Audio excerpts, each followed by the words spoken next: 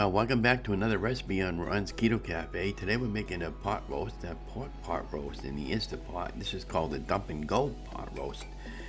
So we're going to need a pot roast, obviously. I'm going to have a couple of potatoes here. Today those potatoes are for my wife. Today I'm just going to have the pot roast and the carrots and a little bit of onion.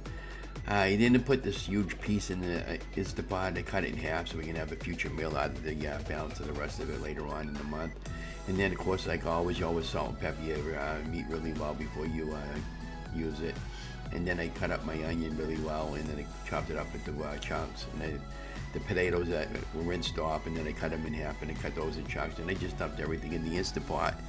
Add a little bit of water, 1 cup of water, cold water out of the tap, and then I added 1 bag of pork chop, the garlic seasoning, and put the lid on it, sealed it, made sure I had a good seal, and then I had put it on for an hour, 15 minutes, because I like my meat well done. And at the end over here, we'll come back and talk about it. Again, don't forget to like, share, and subscribe to the channel. Love you guys.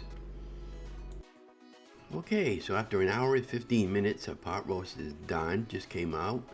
It is fully cooked. I wish we had smell-o-vision. But anyways, I hope you liked the video. Again, don't forget to give me a thumbs up, like, share, and subscribe. Remember, I had the carrots and the pot roast, and my wife had the potato.